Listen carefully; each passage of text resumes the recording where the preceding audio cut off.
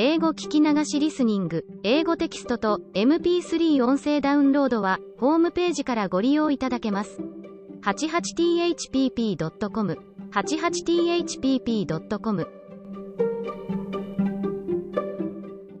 Chapter 5: The Rescue of the Tin Woodman.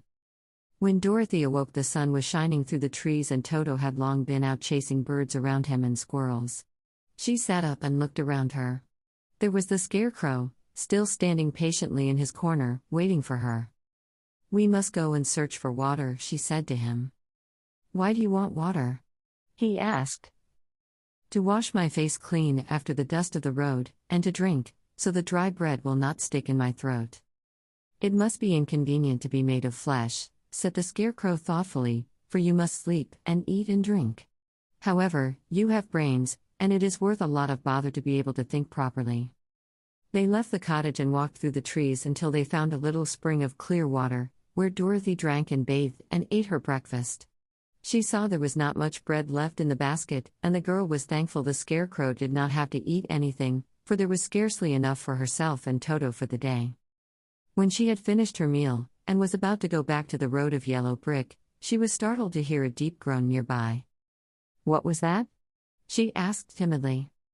"I cannot imagine," replied the Scarecrow, "but we can go and see." Just then another groan reached their ears, and the sound seemed to come from behind them. They turned and walked through the forest a few steps, when Dorothy discovered something shining in a ray of sunshine that fell between the trees. She ran to the place and then stopped short, with a little cry of surprise. One of the big trees had been partly chopped through, and standing beside it, with an uplifted axe in his hands, was a man made entirely of tin. His head and arms and legs were jointed upon his body, but he stood perfectly motionless, as if he could not stir at all. Dorothy looked at him in amazement, and so did the Scarecrow, while Toto barked sharply and made a snap at the tin legs, which hurt his teeth. "Did you groan?" asked Dorothy. "Yes," answered the Tin Man, "I did. I've been groaning for more than a year, and no one has ever heard me before or come to help me." "What can I do for you?" she inquired softly, for she was moved by the sad voice in which the man spoke. "Get an oil can and oil my joints," he answered. "They are rusted so badly that I cannot move them at all. If I am well oiled, I shall soon be all right again. You will find an oil can on a shelf in my cottage." Dorothy at once ran back to the cottage and found the oil can, and then she returned and asked anxiously, "Where are your joints?" "Oil my neck, first," replied the Tin Woodman. So she oiled it, and as it was quite badly rusted, the Scarecrow took hold of the tin head and moved it gently from side to side until it worked freely, and then the man could turn it himself. "Now oil the joints in my arms," he said.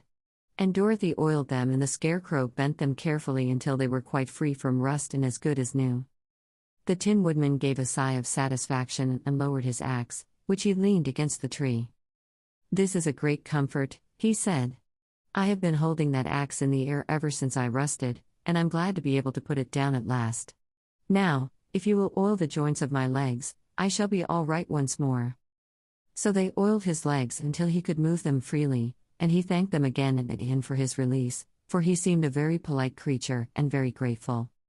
"I might have stood there always if you had not come along," he said, "so you have certainly saved my life.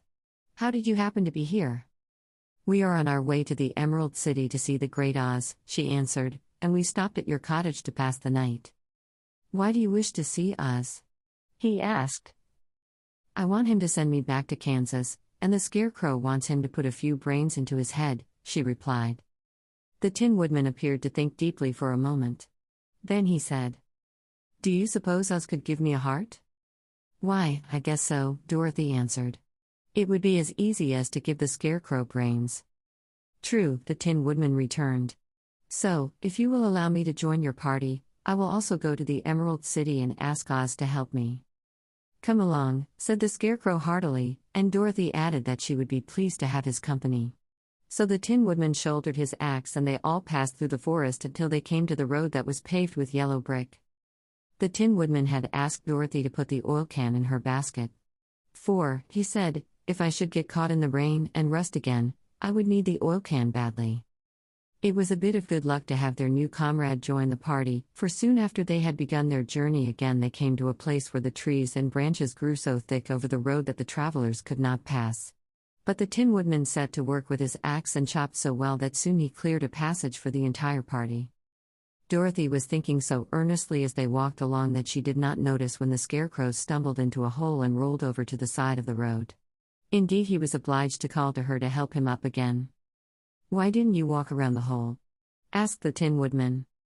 "I don't know enough," replied the Scarecrow cheerfully. "My head is stuffed with straw, you know, and that is why I am going to Oz to ask him for some brains." "Oh, I see," said the Tin Woodman. "But, after all, brains are not the best things in the world." "Have you any?" inquired the Scarecrow. "No, my head is quite empty," answered the Woodman. "But once I had brains, and a heart also, so, having tried them both, I should much rather have a heart." "And why is that?" asked the Scarecrow. "I will tell you my story, and then you will know." So, while they were walking through the forest, the Tin Woodman told the following story. "I was born the son of a woodman who chopped down trees in the forest and sold the wood for a living. When I grew up, I too became a woodchopper, and after my father died I took care of my old mother as long as she lived.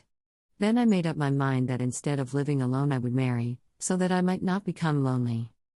There was one of the Munchkin girls who was so beautiful that I soon grew to love her with all my heart. She, on her part, promised to marry me as soon as I could earn enough money to build a better house for her, so I set to work harder than ever. But the girl lived with an old woman who did not want her to marry anyone, for she was so lazy she wished the girl to remain with her and do the cooking and the housework. So the old woman went to the Wicked Witch of the East, and promised her 2 sheep and a cow if she would prevent the marriage. Thereupon the Wicked Witch enchanted my axe, and when I was chopping away at my best one day, for I was anxious to get the new house and my wife as soon as possible, the axe slipped all at once and cut off my left leg. This at first seemed a great misfortune, for I knew a one-legged man could not do very well as a woodchopper. So I went to a tinsmith and had him make me a new leg out of tin. The leg worked very well, once I was used to it. But my action angered the Wicked Witch of the East, for she had promised the old woman I should not marry the pretty Munchkin girl. When I began chopping again, my axe slipped and cut off my right leg. Again I went to the tinsmith, and again he made me a leg out of tin. After this the enchanted axe cut off my arms, one after the other, but, nothing daunted, I had them replaced with tin ones. The Wicked Witch then made the axe slip and cut off my head, and at first I thought that was the end of me. But the tinsmith happened to come along, and he made me a new head out of tin. I thought I had beaten the Wicked Witch then, and I worked harder than ever, but I little knew how cruel my enemy could be. She thought of a new way to kill my love for the beautiful Munchkin maiden, and made my axe slip again, so that it cut right through my body, splitting me into 2 halves. Once more the tinsmith came to my help and made me a body of tin, fastening my tin arms and legs and head to it, by means of joints, so that I could move around as well as ever. But, alas! I had now no heart, so that I lost all my love for the Munchkin girl, and did not care whether I married her or not. I suppose she is still living with the old woman, waiting for me to come after her. My body shone so brightly in the sun that I felt very proud of it, and it did not matter now if my axe slipped, for it could not cut me. There was only one danger, that my joints would rust, but I kept an oil can in my cottage and took care to oil myself whenever I needed it. However, there came a day when I forgot to do this, and, being caught in a rainstorm, before I thought of the danger my joints had rusted, and I was left to stand in the woods until you came to help me. It was a terrible thing to undergo, but during the year I stood there I had time to think that the greatest loss I had known was the loss of my heart. While I was in love I was the happiest man on earth, but no one can love who has not a heart, and so I am resolved to ask Oz to give me one. If he does, I will go back to the Munchkin maiden and marry her. Both Dorothy and the Scarecrow had been greatly interested in the story of the Tin Woodman, and now they knew why he was so anxious to get a new heart. "All the same," said the Scarecrow, "I shall ask for brains instead of a heart, for a fool would not know what to do with a heart if he had one." "I shall take the heart," returned the Tin Woodman, "for brains do not make one happy, and happiness is the best thing in the world." Dorothy did not say anything, for she was puzzled to know which of her 2 friends was right, and she decided if she could only get back to Kansas and Aunt Em, It did not matter so much whether the woodman had no brains and the scarecrow no heart, or each got what he wanted. What worried her most was that the bread was nearly gone and another meal for herself and Toto would empty the basket. To be sure, neither the woodman nor the scarecrow ever ate anything, but she was not made of tin nor straw, and could not live unless she was fed.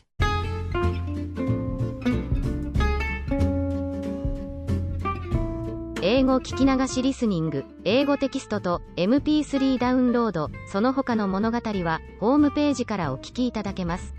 88thpp.com 88thpp.com